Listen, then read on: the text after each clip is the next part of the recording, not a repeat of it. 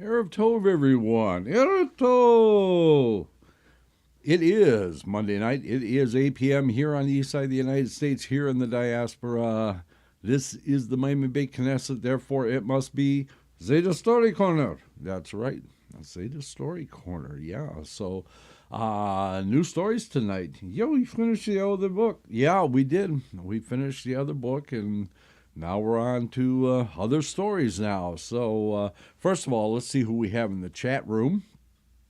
We have, let's see, we have Ron and Simcha and Donald and Marshall and Regina. Hi, Regina, darling. Yeah, okay. So, yeah, it's Pesach is almost upon us. Coming quickly. Yeah, it is coming quickly. And, what's that? I wish there was something that we could do to help everyone in the chat room have a good Pesach. Funny you should actually ask that. Why is that? Well, the stories that we have tonight are three special stories that are specific for Pesach. These are the ones that were written by the Kuznetzer Magid for Parnassa, for the Jews, to have a good Pesach. And they are three really wonderful stories. And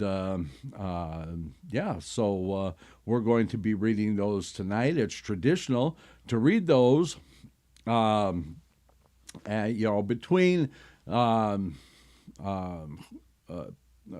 HaChodesh, and keep thinking about it. Yeah, I gotta keep thinking about it, and I'll figure it out.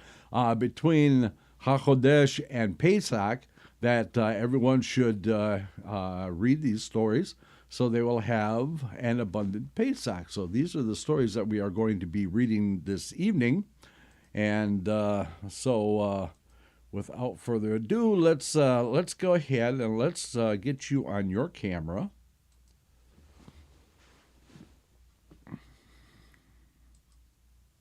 There I am. Okay. So, we are going to read these three very famous stories by the Kuznetzer Magid. It's a what they call a segula. A segula is a protective or benevolent ritual in Kabbalistic and Talmudic tradition. The segula from the Kuznetzer Magid is to recite three well-known stories related to Pesach on Shabbat HaChodesh or during the weeks leading up to Pesach.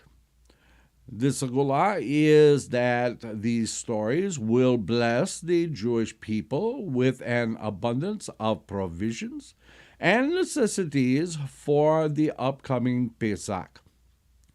These three stories were rewritten.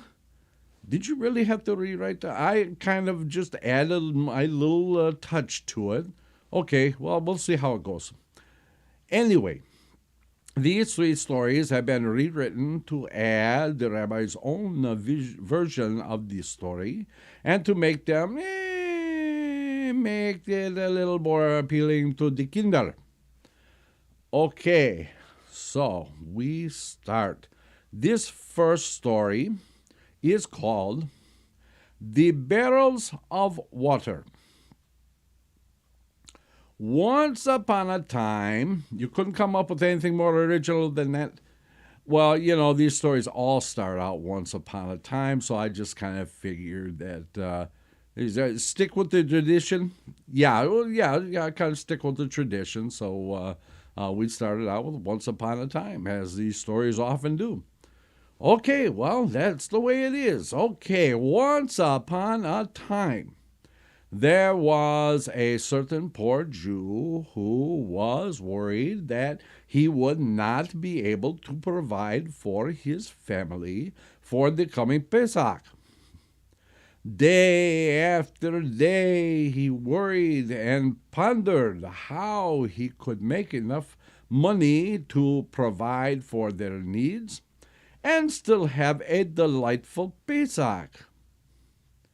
Well, one day he came upon an idea that he was sure, as it Hashem, would guarantee that his family would enjoy a wonderful Pesach.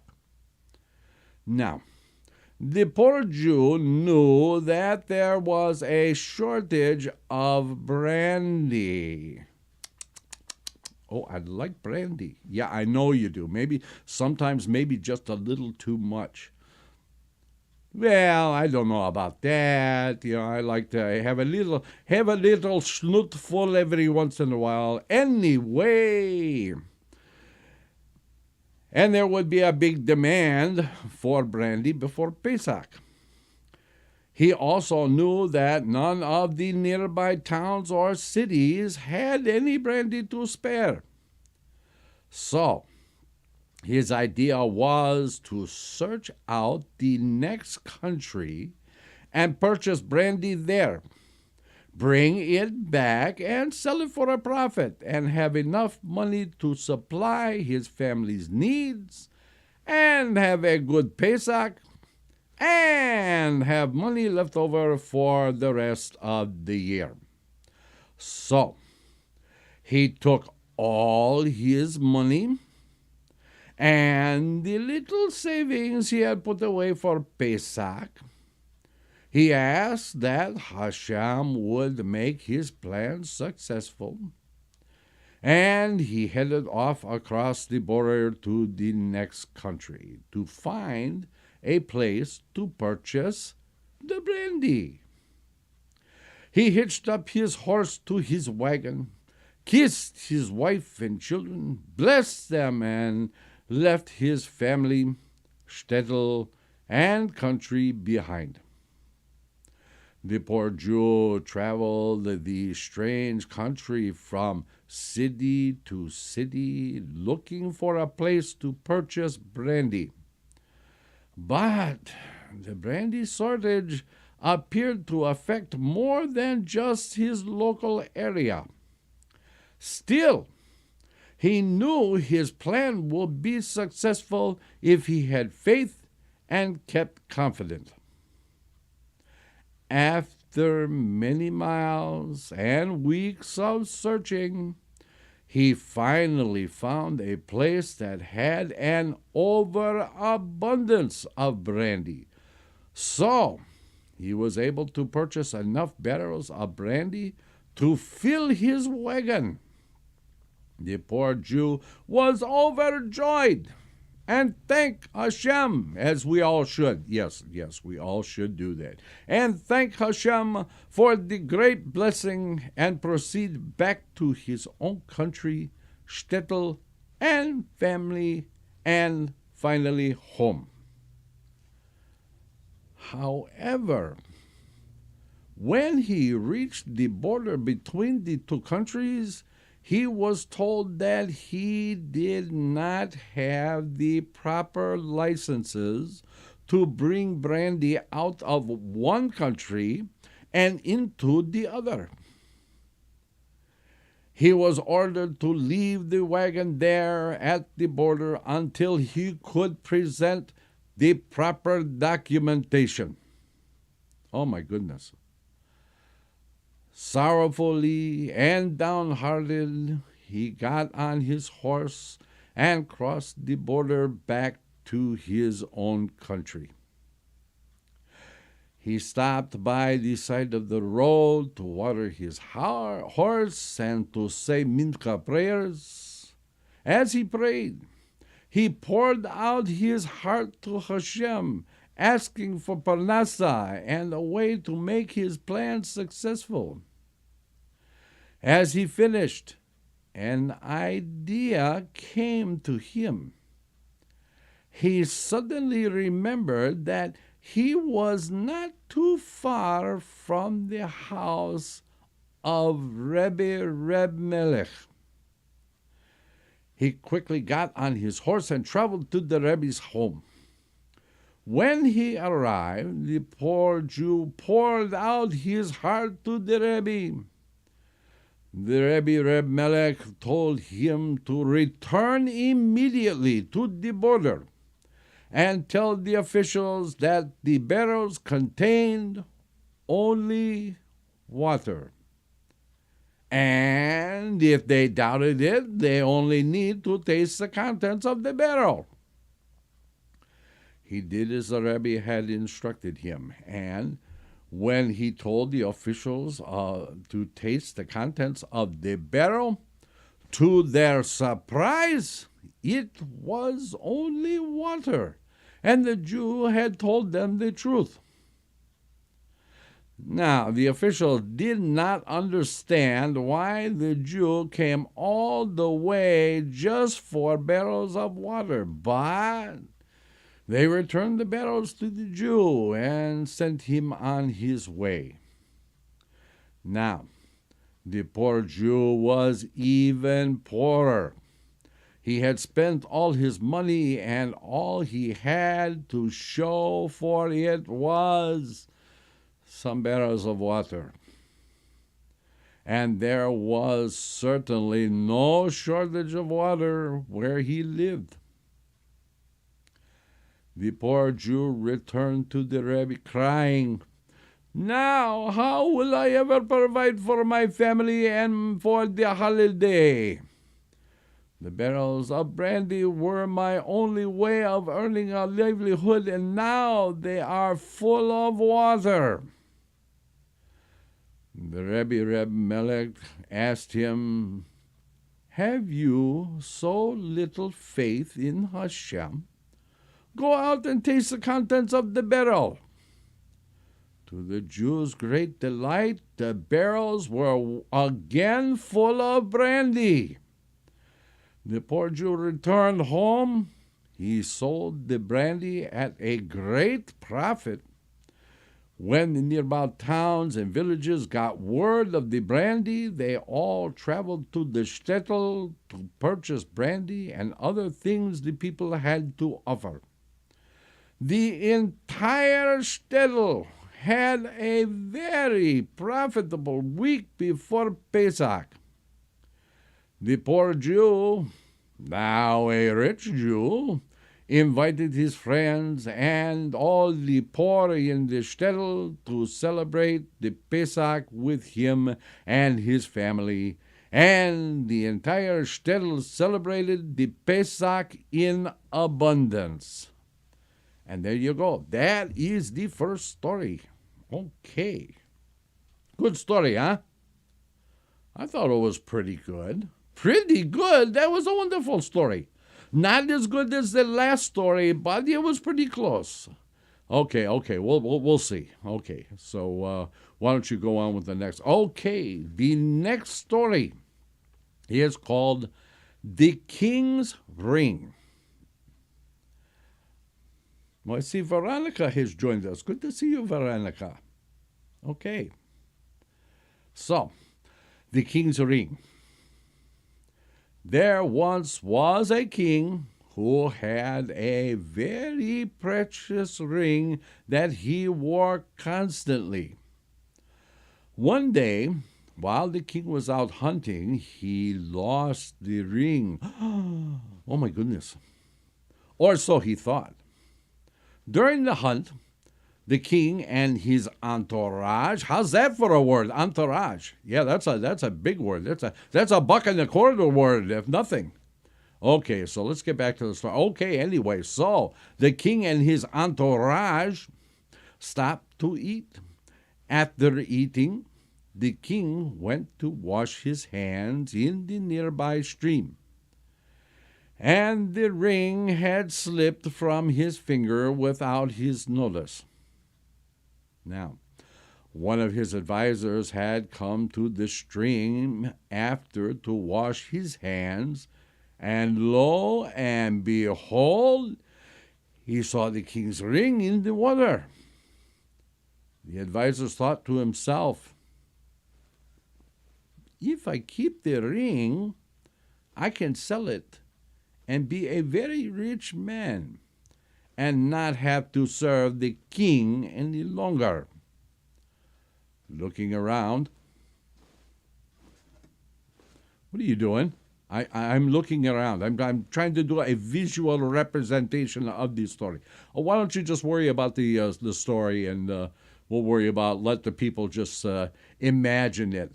Okay, well, if you say so, I thought it was just more entertaining. Okay, well, maybe it was. Okay, so anyway, looking around. I don't look around because the rabbi get mad.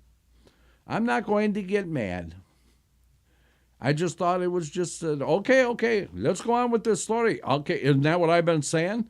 Yeah, but I get the last word. Okay. Looking around and seeing there was no one watching him, he slipped the ring into his pocket. Once the king noticed the ring was missing, he became very upset. He had the entire castle searched and the grounds, but the ring was nowhere to be found. So the king announced that he would pay handsomely everyone who searched for the missing ring, and he would greatly reward the person who found and returned the ring. In the king's land, there was a poor Jew. You picking up on a theme here? Anyway, there was a poor Jew who had no money for Pesach. The poor Jew was telling his wife that he was worried that there would be no money to purchase what was needed for the Pesach. The Jew's wife told her husband of the king's offer and encouraged him to volunteer for the search. So the poor Jew went to the castle and volunteered to join the search for the ring.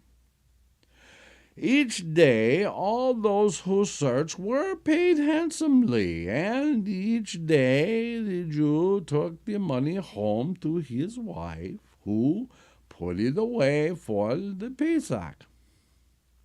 With the money the Jew had earned that week, his wife was able to purchase all the necessities for Pesach. The search went on into a second week.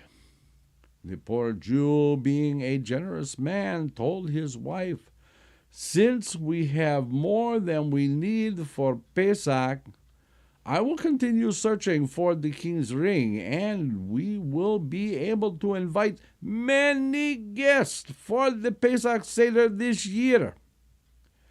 His wife agreed. "However," she said, "but you must stop searching before the fest of the firstborn." The Jew agreed. So they invited all their friends and neighbors for Pesach Seder. Now, the king's advisor, the one who had the ring in his possession all along, was a wicked anti-Semite. He loathed the idea of the poor Jew being part of the search and hated it when he had to pay the Jew at the end of each day. On the day of the fest of the firstborn, the Jew did not show up to the castle for the search. The king's advisor was curious as to why the Jew had not come to search and be paid as he had the previous weeks. So he decided to spy out the reason for the Jew's absence.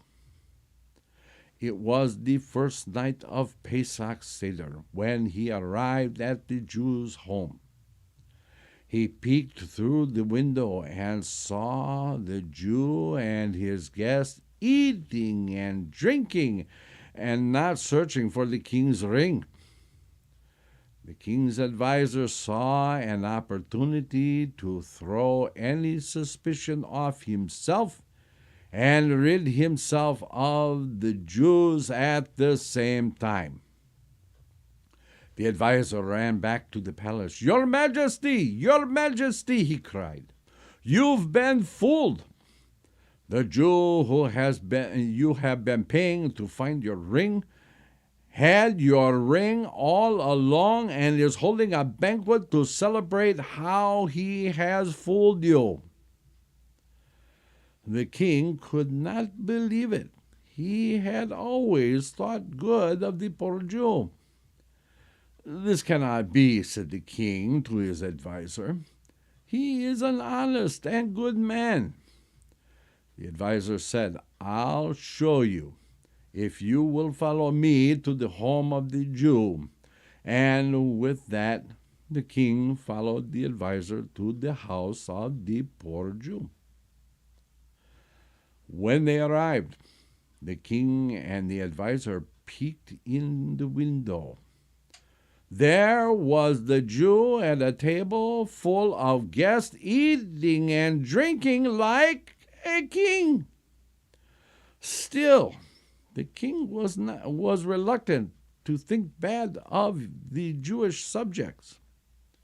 The king told the advisor, this Jew is probably questioning these men to see if any of them know about the whereabouts of my ring. Let's listen and see if one of them confesses or they name the person who took the ring. As the king and his advisor listened to the Jew and his guests speaking in a language they did not understand, the Jew and his guests became serious. All at once they cried out together, Dayenu!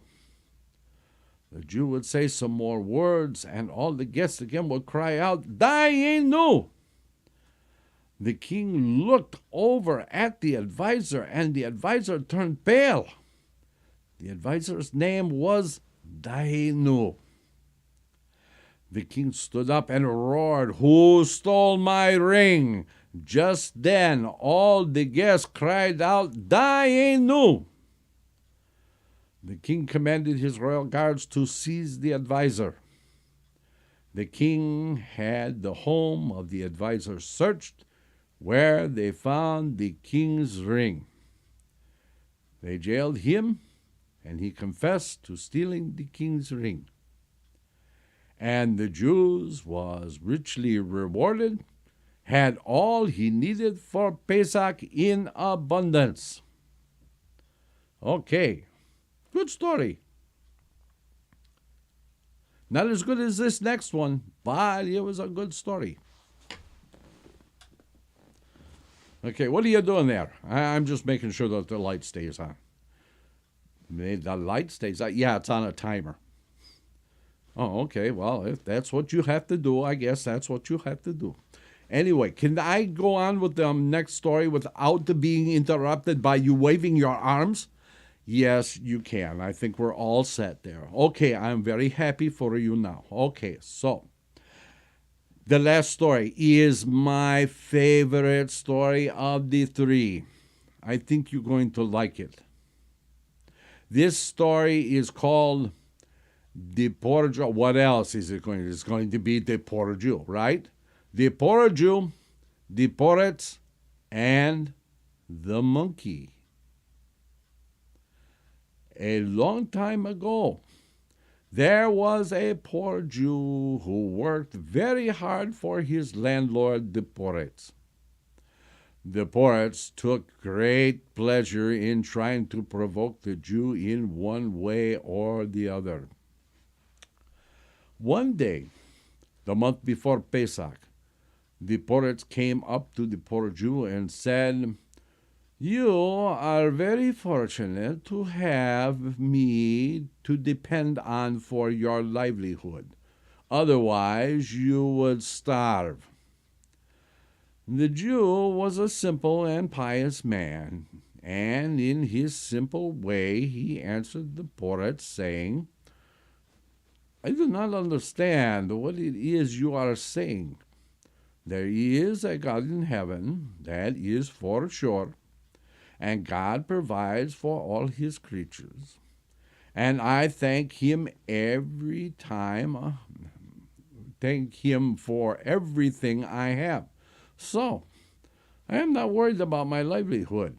If the poet decides not to serve as God's agent and provide for my livelihood, God will find me another source. With that, the poets became enraged. You lazy Jew, and I am not paying you for this month's work. If you believe your God will provide for you, then let him do so. You must be off my land by the end of the week. When you are starving, you will come back to me and beg me for your livelihood. Then we will see who you thank. And so the poets banished the Jew from his property right before Pesach. The poor Jew now had no money for all his hard work and nothing to buy the necessary provisions for Pesach. However, he did not seem to be worried. He went to his small house and told his family that they must abandon the house by the end of the week, and they should all prepare for the move. His wife was greatly distressed and began to sob. What will we do? Where will we go? And what about the Pesach? The poor Jew looked at his wife and said, Don't worry, God will provide. And with that, he went to do his Maariv prayers. Now, the poets had a huge treasury room in his large house where he kept all his gold. One of his greatest pleasures was to go into the treasury room each week to count and polish his coins. Not being a very cultured man, the poets would put each coin in his mouth, spit on it, and then polish it until it shone. Now, the poets also had a pet monkey, which he dressed in a little red hat and red vest with gold trim and fake gold coins dangling from the vest that tinkled like bells as the money moved. When the poets would go into the treasury room each week, the monkey would go with the poets and into the treasury room and watch him. The monkey watched his master put the coins into his mouth, and the monkey thought that the poet was eating the coins. Well, you know what they say, monkey see, monkey do. A few days after the poets told the poor Jew that he had to leave the property, the poets went into the treasury room with his monkey to clean and count.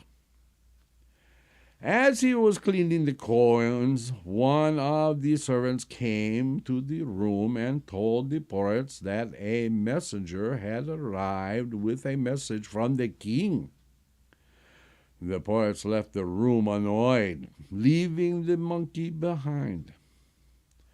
The monkey climbed onto the table and began to eat the coins. One after another, the monkey put a coin in his mouth and swallowed it. The monkey ate so many coins that it choked and died. When the poet finally returned to his treasury room, he saw the monkey on the floor. He picked up the monkey and tried to shake it awake and realized it was dead. Hearing the tinkling of money, he didn't realize the cause of its death. He thought that he was hearing the fake coins on the monkey's vest. Stupid monkey, the poet said. Then he got a wicked idea. If the Jew thinks that his God will provide him, let's see what he thinks when his God provides him with a dead monkey for all his prayers, he said. The poet called one of his servants, and he commanded his servant to throw the monkey into the house of the Jew. The servant took the dead monkey and, as he was instructed, threw the monkey through the window into the Jew's house. When the monkey landed on the floor, its stomach burst open and all the gold coins scattered across the floor. A few nights later, the poet sent his servant to see how the Jew was suffering without food or money. But the servant returned and reported that the Jew's house was empty and they were gone. The servant also reported that a rich Jew had just bought the biggest house in the town and was inviting all the Jews of the town to a lavish Pesach Seder.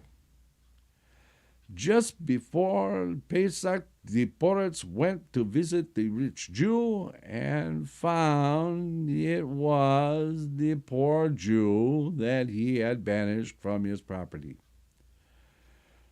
The poets were stunned and asked the Jew how he had come into so much money.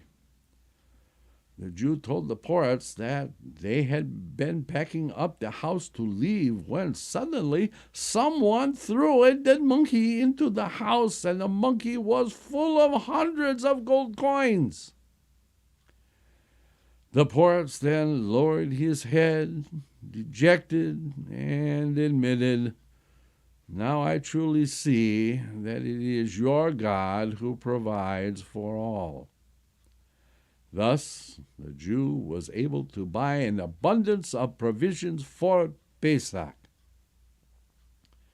And that's the end of the story of the monkey. All right. Okay. So there's a blessing that goes with this story. May you all be blessed with abundant resources for a Freiliche and kosher Pesach. May your table abound with guests who enlighten your Seder with gems of Torah. May you and your children and your children's children not know from want all your days. May your Seder table be blessed with the visible revelation of Eliyahu Hanavi in preparation for the coming of Melech Moshiach. May he come soon and in our days. Amen. Thank you. That is the end of the three stories from the Segula. Okay. So, we are going to take a break. And when we return, we're going to read another story. Not part of the Segula, but another really good story. So, please, everyone, stay tuned, and we will be back in 6. Let's all go to the lobby. Let's all go to the lobby. Let's all go to the lobby to get ourselves a treat. Delicious things to eat. The popcorn can't be beat. The sparkling drinks are just dandy. The chocolate bars and the candy. So let's all go to the lobby to get ourselves a treat. Let's all go to the lobby to get ourselves a treat. It's intermission time, folks, so hurry, hurry, hurry. Step right over to our refreshment center for the most extravagant array of refreshment goodies ever assembled under one roof. Enjoy breathtaking, mouth-watering goodies, everything from a snack to a delicious full meal. At our refreshment center, you'll find a large variety of goodies to satisfy your hunger, your thirst, or your sweet tooth. So hurry, hurry, hurry. Visit our refreshment center now. The show starts in 5 minutes.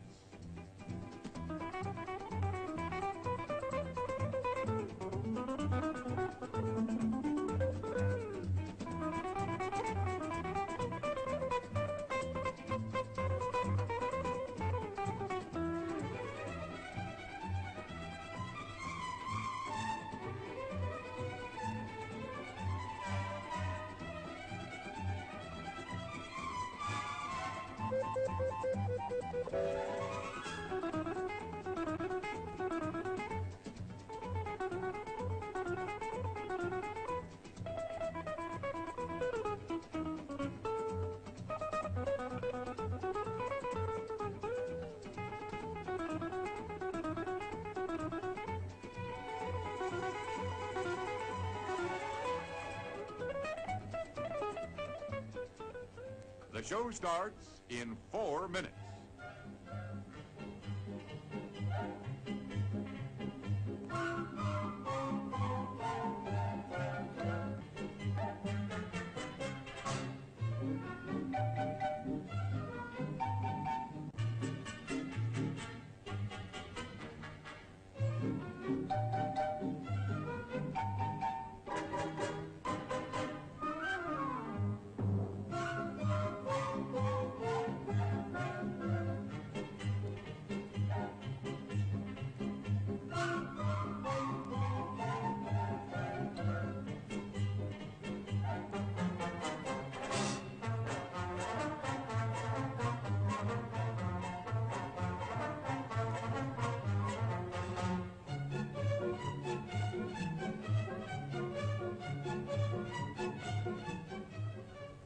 The show starts in 3 minutes.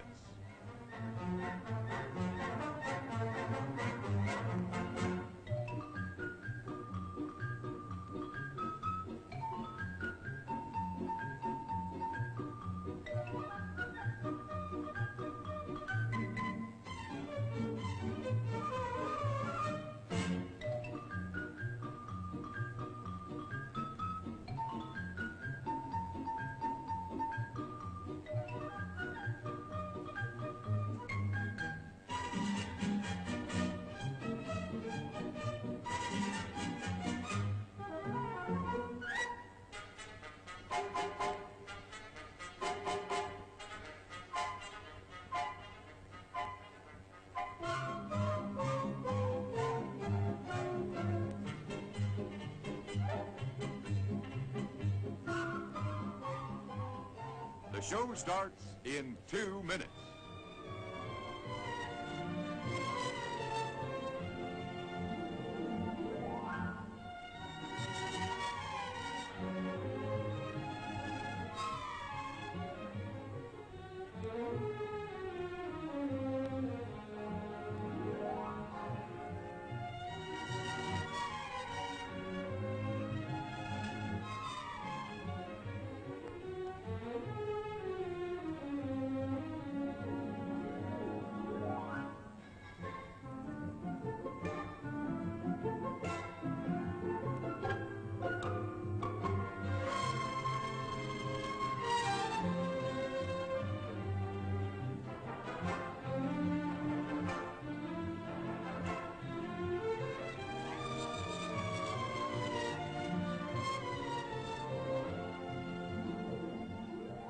The show starts in 1 minute.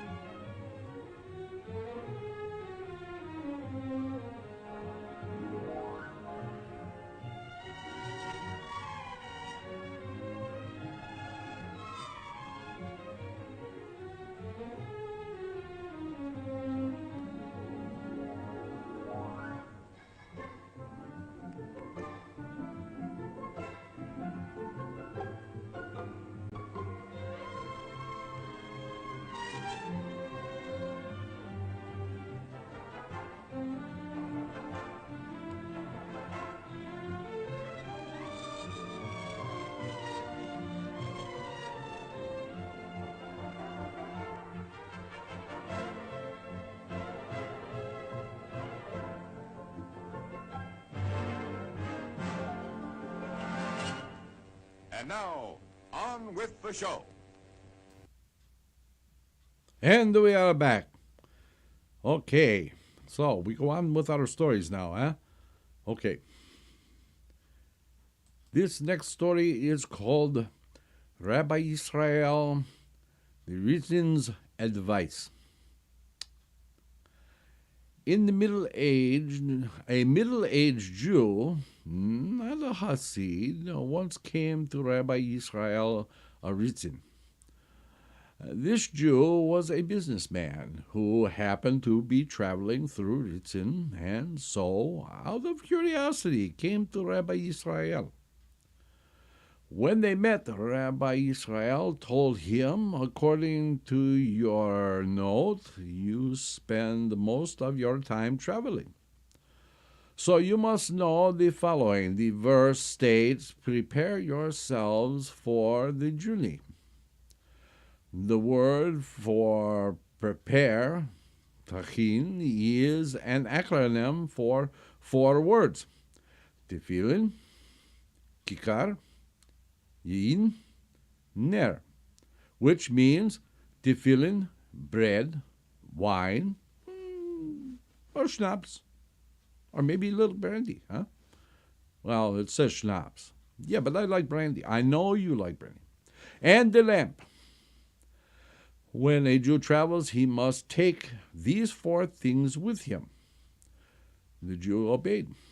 From that time onwards, he was careful to take these 4 items with him.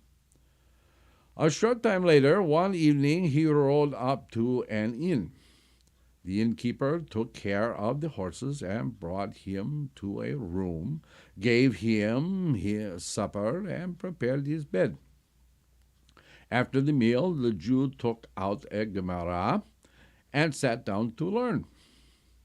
But the innkeeper entered and took away the lamp, saying that now it was time to go to sleep because he needed the lamp for a newly arrived guest.